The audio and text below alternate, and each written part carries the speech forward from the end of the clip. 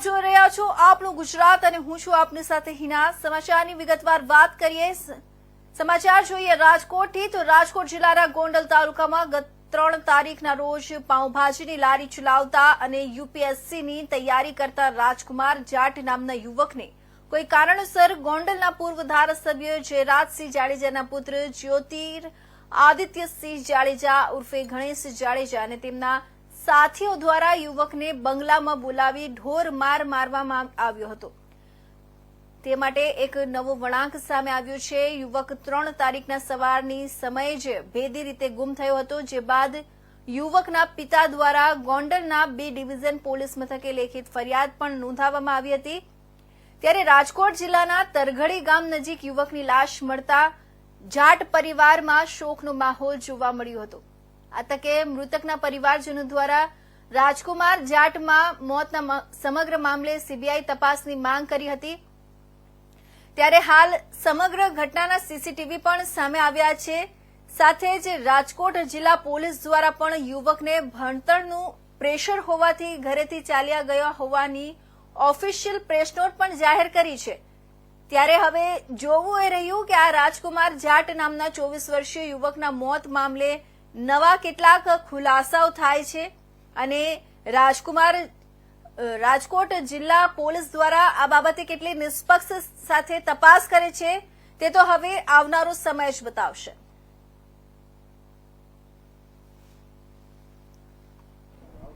मेरे साथ बहुत बड़ी क्रिमिनल कॉन्स्पिरेसी हो रही है।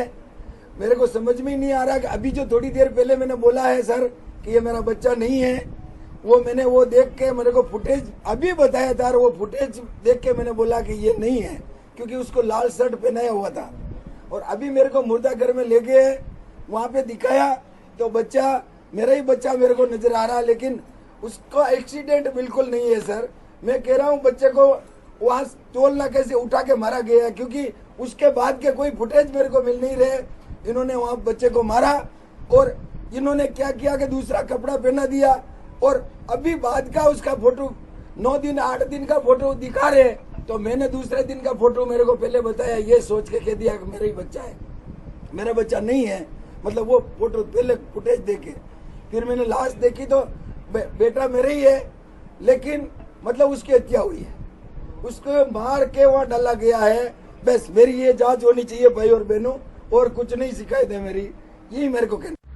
ગોંડલના પૂર્વ વિધાયક જયરાજસિંહ જાડેજા અને તેના પુત્ર ગણેશ જાડેજા છે તે ફરી એકવાર વિવાદના વંટોળમાં સંપળાયેલા છે। ત્યારે મારી પાછળના દ્રશ્ય જોઈ રહ્યા છો કે રાજકોટનો જે સિવિલનો PM રૂમ વિભાગ છે, ત્યારે વાત કરીએ તો આ ઘટનાની તો ગત 3 તારીખના રોજ રાજકોટનું જે જિલ્લાનું જે ગોંડલ તાલુકો છે ત્યાં એક જે જાટ પરિવારનો જે પરપ્રાંતીય યુવક છે જે ગોંડલમાં પાઉંભાજીની પિતા સાથે લારી ચલાવી ગુજરાન ચલાવે છે અને UPSC એક્ઝામની તૈયારી કરી રહ્યો છે। ત્યારે આ યુવકને ગત 3 તારીખના રોજ કોઈ કારણોસર જયરાજસિંહ જાડેજાના જે બંગલો છે ત્યાં તે પિતા પુત્ર ઉભા હતા। તે દરમિયાન રાત્રિના સમયે કેટલાક લોકો દ્વારા જયરાજસિંહના બંગલામાં તેને પૂરી યુવકને માર મારવામાં આવ્યો હતો, ઢોર માર મારવામાં આવ્યો હતો, જે બાદ યુવક છે તે ગંભીર રીતે ઘાયલ થયો હતો। ત્યારે તેના પિતા દ્વારા યુવકને હાથ પગ જોડી હુમલાખોરો પાસેથી બચાવી અને યુવકને તેના ઘરે લઈ જવામાં આવ્યા હતા। ત્યારબાદ જે ઘટનાનો સિલસિલો છે તે શરૂ થયો હતો અને બીજે દિવસથી યુવક ભેદી રીતે ગુમશુદા થયો હતો। ત્યારે જેના પિતા દ્વારા જે ગોંડલનું B ડિવિઝન પોલીસ સ્ટેશન વિસ્તાર છે ત્યાં જે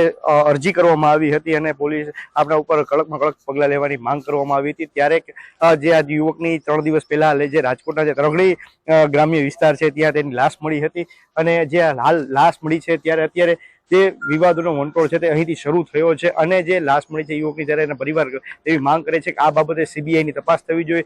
જે પણ આ મારા પુત્રને મારવામાં અને જે મોતને ઘાટ ઉતારવામાં જે લોકો જવાબદાર હોય તેની ઉપર CBIની જાંચથી કડકમાં કડક પગલાં લેવા જોઈએ। ત્યારે હવે અત્યારે રાજકોટ પોલીસ અને રાજકોટ જિલ્લાની ગ્રામ્ય પોલીસ બંને આ કેસમાં એક્ટિવ થઈ છે અને જે ઘટનાનો સિલસિલો છે તેનો ચિતાર મેળવી રહી છે। ત્યારે હવે જોવાનું એ રહ્યું કે આ જાટ પરિવારનો જે યુવક રાજકુમાર જાટ નામનો જે યુવક છે 24 વર્ષીય યુવક છે તેને ન્યાય મળે છે કે નહીં તે હવે મહત્વની બાબત રહેશે। પ્રતિક લીમાણી, ઇન્ડિયા ન્યૂઝ, રાજકોટ। તો દ્વારકામાં ફૂલડોલ ઉત્સવ ઉજવણી માટે દેશ વિદેશથી લાખો કૃષ્ણ ભક્તો દ્વારકા પધારે, ત્યારે વેપારીઓ માટે ધંધા રોજગારનો સારો સમય ગણાય છે। પણ આ વખતે તંત્ર દ્વારા દ્વારકાધીશ મંદિરથી જોધાબા માણેક ચોક સુધીના મુખ્ય માર્ગ પરની બજારમાં લોકોની અવરજવર પર પ્રતિબંધ લગાવી દેવામાં આવતા વેપારીઓ પોતાની દુકાનો બંધ કરી બજારમાં રામધૂન બોલાવી તંત્રનો વિરોધ કર્યો હતો. વધુમાં વેપારીઓ દ્વારા તંત્ર પર આક્ષેપ કરવામાં આવ્યા કે આવા નિર્ણયો એકાંતમાં મીટિંગો કરીને તંત્ર દ્વારા કરવામાં આવી છે. વેપારીઓની સલાહ લેવામાં આવતી નથી અને જો હવે તંત્ર દ્વારા યોગ્ય નિર્ણય લેવામાં નહીં આવે તો વેપારીઓ ઉગ્ર આંદોલનની ચીમકી પણ આપી છે.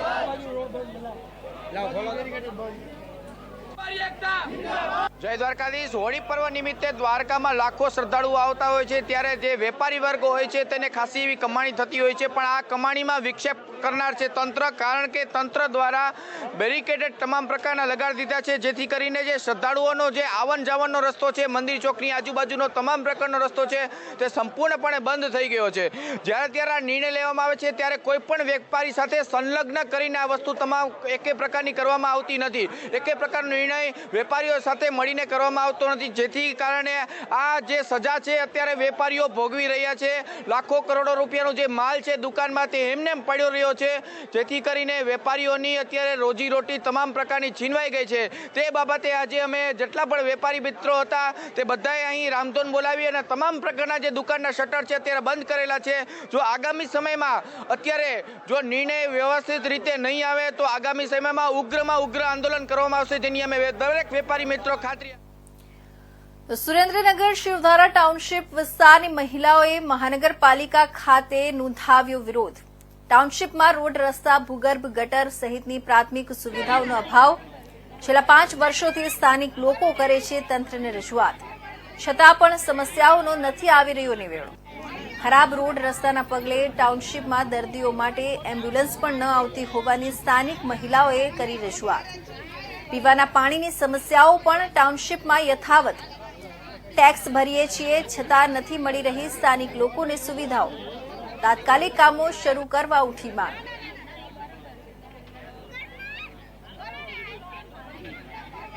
રેખાબેન વાળા શિવધારા ટાઉનશીપ થી બોલું છું. બાયપાસ રોડ છે, અમારે કોઈ કરવા આવતું નથી. હવે અમારે એમ્બ્યુલન્સ કે આવી શકે એમ નથી. ગટર લાઈન ફૂલ ઉભરાય છે, અમારે રહેવાતું નથી ત્યાં. હવે આ લોકોએ અમને એમ કીધું છે કે અમે આવશું. હવે અમે જોઈએ છીએ કેટલાક ટાઈમમાં આવે છે.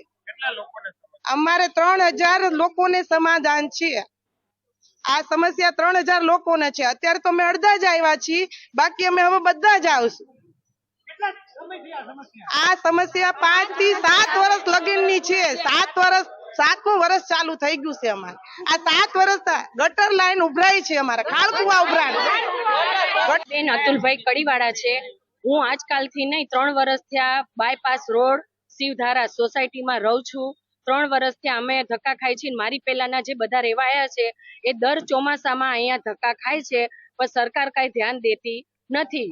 ઘૂંટણ સુધીના પાણી ભરાઈ જાય છે અને ગટર ખારકુવા ભરાઈ ગયા છે. ગટર પાસ થઈ ગઈ છે છતાંય કોઈ કામ કરતું નથી. પણ આ જ વખતે સાહેબે અમને આશ્વાસન આપ્યું છે કે હોળી ધૂળેટી પછી ગટરનું પહેલા કરાવશું અને ચોમાસામાં તમને બધાને પાણીનું બધું રોડ વ્યવસ્થિત કરી દેશું એમ.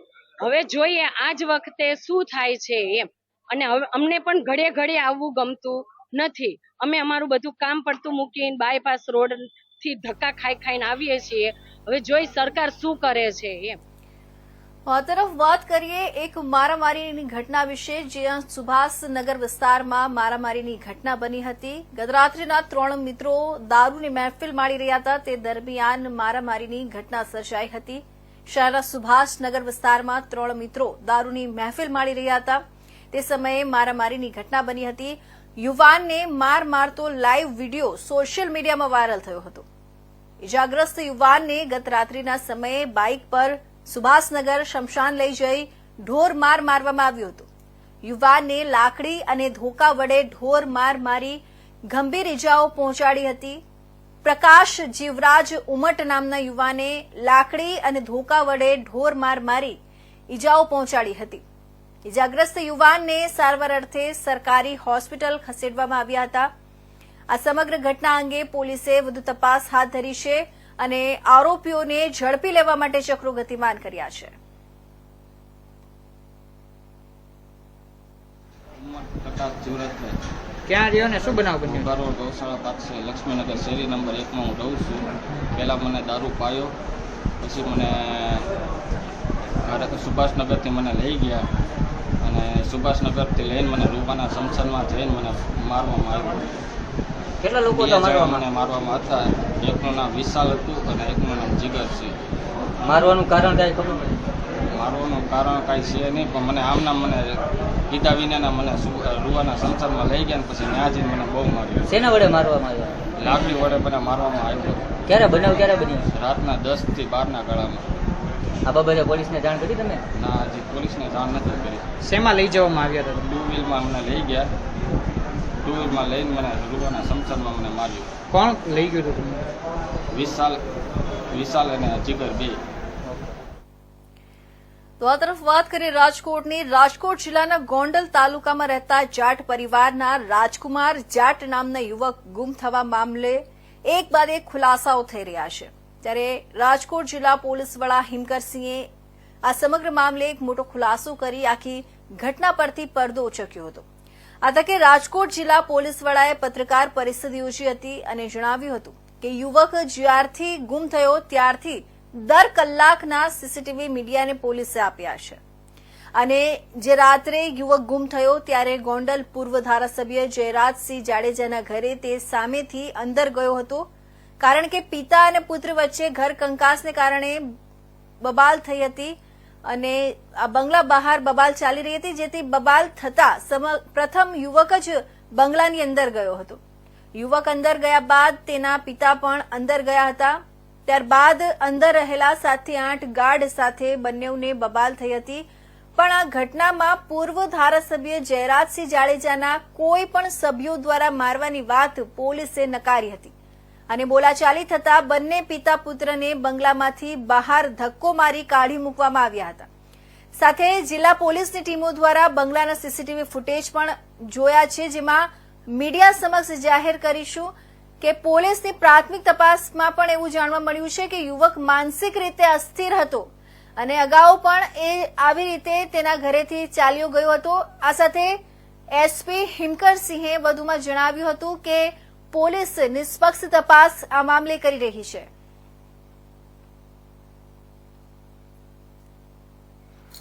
જે વ્યક્તિ હતા મરણ જનાર એ માનસિક રૂપથી અસ્વસ્થ હતા, એમને ટેન્શન રહેતી હતી અને પહેલી વખત ઘરેથી ગાયબ નથી થયા.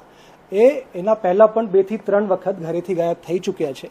એનું આ બાબતથી પણ સ્પષ્ટ જાણવા મળે છે કે 3જી તારીખે સવારે ગાયબ થયા છે, પણ એમના પિતાશ્રીએ 5મી તારીખે સવારે 11 વાગે આવીને પોલીસ સ્ટેશનમાં એમને ગુમ થવા બાબતની પોલીસને જાણ કરી છે. એમના પિતાનો આક્ષેપ છે કે જ્યારે બહાર નીકળ્યા એમના ઘરેથી પિતા પુત્ર ત્યારે તેમનો છોકરો ચાલી પણ નહોતો શકતો. તો આવા ફૂટેજ બિલકુલ નહીં. એ ફૂટેજ જે છે મેં તમામ આપની સાથે શેર કર્યા છે મીડિયાના ગ્રુપ્સ ઉપર.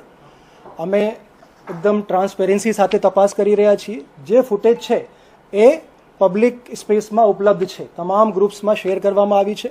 આ જે વ્યક્તિ છે પોતે ચાલીને જાય છે, હાથમાં પાણીની બોટલ હોય છે અને આરામથી ચાલીને જાય છે.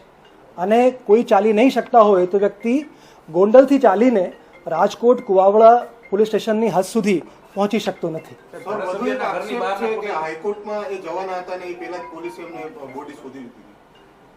નહીં, એવી કોઈ અમારી બાબત ધ્યાન ઉપર નથી. જ્યારથી મારી પાસે આવ્યા મેં 1 કલાક એમને સાંભળ્યા ધ્યાનપૂર્વક અને ફૂલ સ્ટ્રેન્થ સાથે મારી એલસીબી એસઓજીની તમામ ટીમો, જેટલા પણ માણસો હતા, Gondal city B division, Gondal city A division, તમામ પોલીસ સ્ટેશનની ટીમે 3 દિવસથી ફક્ત એક જ કામ કરતી હતી કે આ વ્યક્તિને અમારે શોધવાના છે. ધારાસભ્યના ઘરની બહારના સીસીટીવી એ છે, એ મેં આપને વાત કરી, એ પણ અમારી પાસે છે, એ પણ આપની સાથે શેર કરવામાં આવશે. હા, એ અરજી અમને મળી છે. અરજદારને અમે કીધું કે તમારે કંઈ ફરિયાદ પણ દાખલ કરાવવાની હોય તો અમે તૈયાર છીએ. તો અમારા અરજદારનું એ કહેવાનું હતું કે સાહેબ અમારા દીકરા અમને મળી જાય, પછી બાદની જે બાબત છે એ પછી વિચારીશું અને આપને કહીશું. એ પણ શેર કરવામાં આવશે. એ અમારી પાસે બધું છે. જે મેં કીધું 4 તારીખે વહેલી સવારે લાશ મળે છે અને એ રાજકોટ જિલ્લામાંથી જ મળે છે. આટલી અરજી થાય છે. તમે કીધું કે તમારી પાસે આવ્યા હતા, તમે ટીમો બનાવી, તો આ લાશની ઓળખ માટે 5 દિવસ કેમ જતા રહે છે? એ રાજકોટ સિટીની હદમાં, કુવાડવા પોલીસ સ્ટેશનની હદમાં એ ત્યાં આ ડેડ બોડી મળી હતી અને ત્યાંના જે લોકો છે પોતાની જે પણ આ લોકોની કાર્ય કરવાની પદ્ધતિ છે એના અનુસાર પોસ્ટમોર્ટમ કરાવીને અને લાશની ઓળખ માટે એ લોકો જાહેરાત આપી હતી. ત્યાં સિક્યોરિટી ગાર્ડ હતા, લગભગ 7 થી 8 જેટલા માણસો જે છે એ વિડીયો ફૂટેજમાં. હા, એની પૂછપરછ કરી છે. જે મેં આપને કીધું એ એમની પૂછપરછ અને જે વિડીયો ફૂટેજ અમને મળી છે એના આધારે જ આપને આ જણાવવામાં આવ્યું છે કે સીધા પોતે જ કોઈના કહ્યા વગર એમના ઘરમાં એવું લાગે છે એક વખત તો કે જબરદસ્તી પ્રવેશ કરી રહ્યા હોય અને પછી બેસીને ત્યાં વાતચીત થાય છે અને સામાન્ય ત્યાં બોલાચાલી થાય છે. તો આરડી ગર્શલ જીએસઆરટીસીના પીઆરઓ દ્વારા જણાવવામાં આવ્યું છે કે ગત વર્ષે હોળી ધૂળેટીના દિવસો દરમિયાન યાત્રિકો માટે 1000 સાથે 6500 ટ્રીપોનું સંચાલન કરવામાં આવ્યું હતું. આજે વખતે ભક્તોમાં વધારો થવાથી 1200 જેટલી બસોને લઈને 1500 જેટલી ટ્રીપોનું આયોજન કરવામાં આવશે. આ ટ્રીપોનો સંચાલન લોકોને હાલાકી ન પડે તે માટે 10 તારીખથી લઈને 16 તારીખ સુધી સતત ચાલુ રાખવામાં આવશે. તે ઉપરાંત અમદાવાદથી ડાકોર જનારા યાત્રીઓ માટે અમદાવાદથી દાહોદ, ગોધરા, ડાકોર જનાર લોકો માટે પણ એસટી વિભાગ દ્વારા કોઈ અગવડતા ન પડે તેનું ખાસ ધ્યાન પણ રાખવામાં આવ્યું છે.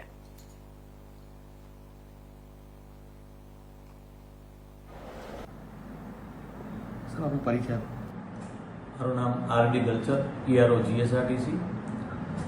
સાહેબ, આજે વખતે હોળી ધૂળેટીને લઈને પર્વને લઈને કેટલી બસોનું આયોજન કરવામાં આવ્યું છે અને કેટલા યાત્રિકોની સફળતા? આ વખતે ગત વર્ષ હોળી ધૂળેટીના દિવસો દરમિયાન કુલ 1000 જેટલી બસોથી 6500 જેટલી ટ્રીપોનું સંચાલન કરવામાં આવ્યું હતું. ઉપરાંત રણછોડરાયજીના ડાકોર ખાતેના મેળા દરમિયાન પણ 400 જેટલી બસોથી 3000 જેટલી ટ્રીપોનું સંચાલન કરવામાં આવ્યું હતું. ચાલુ વર્ષે ટ્રાફિકના પ્રમાણને જોઈ અને વધારાનું આયોજન કરવામાં આવેલ છે. 1000 બસોની જગ્યાએ 1200 જેટલી બસોથી 7100 જેટલી ટ્રીપોનું એક્સ્ટ્રા સંચાલન થશે. ઉપરાંત ડાકોર મેળા દરમિયાન 500 જેટલી બસોથી 4000 જેટલી ટ્રીપોનું સંચાલન થશે અને આ વખતે આ સંચાલન 10 માર્ચ એટલે કે આજથી 16 માર્ચ સુધી સતત ચાલુ રહેશે. સાહેબ, કોઈ રૂટમાં ફેરબદલ કરવામાં આવ્યો હોય કે અમદાવાદથી જનારા મુસાફરો માટેની શું વ્યવસ્થા છે? અમદાવાદથી ડાકોર જવાના દાહોદ, ગોધરા, સંતરામપુર આ બધા જ વિસ્તારોની અંદર જવા માટેની બસોના સંચાલન થાય છે.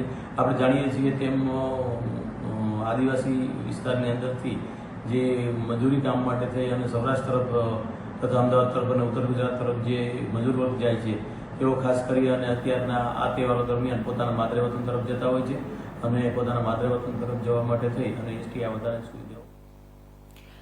સુરેન્દ્રનગર થાન મગફળી અગ્નિકાંડ મુદ્દે એફએસએલની ટીમોએ બળી ગયેલા મગફળીના લીધેલા સેમ્પલના નમૂનાની તટસ્થ તપાસની માંગ સાથે તપાસનો ધમધમાટ શરૂ કર્યો છે.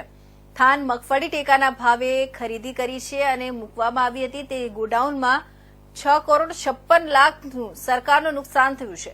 એફએસએલની ટીમોના થાનમાં ધામા નાખ્યા છે. યોગ્ય તપાસ કરીને વિપક્ષના આક્ષેપો બાદ કડક પગલાં ભરવાની માંગ ઉઠી રહી છે. મગફળીના ગોડાઉનમાં આગ લાગવાનું કારણ હજી સુધી અકબંધ છે. એફએસએલના રિપોર્ટ પછી જ સમગ્ર બાબત સામે આવશે. સરકારને નુકસાન પહોંચાડનાર જવાબદાર અધિકારીઓ અને લાગતા વળગતાઓ સામે પગલાં ભરવા માટે માંગ ઉઠી છે.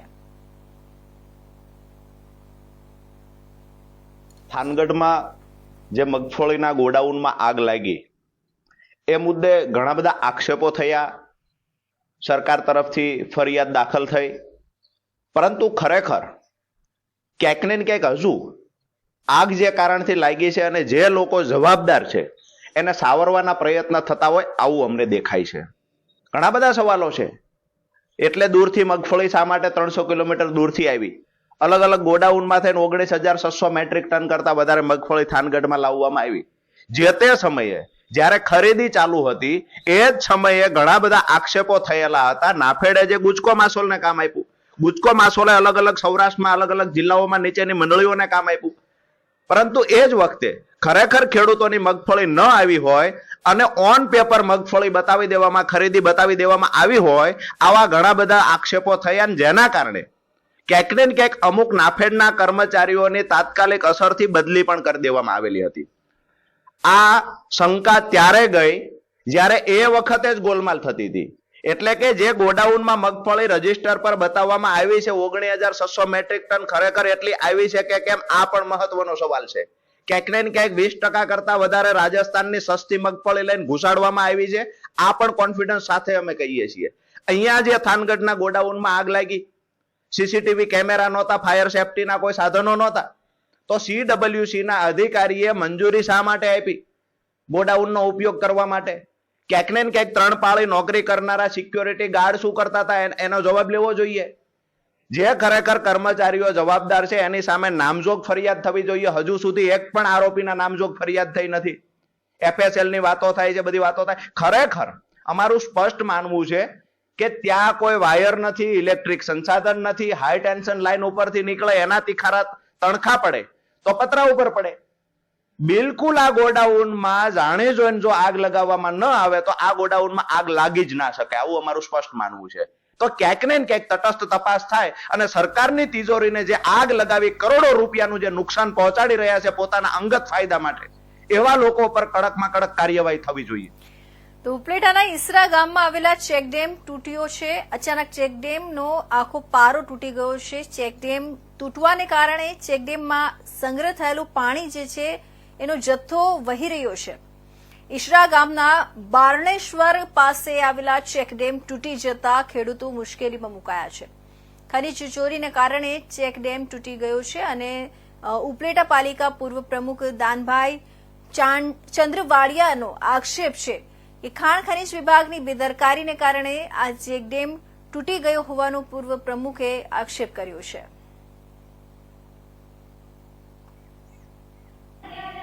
હું દાનભાઈ ચંદ્રવાડિયા, ઉપલેટા નગરપાલિકા પૂર્વ પ્રમુખ. આજે તમને એક દુઃખદ વાત કરવા માગું છું.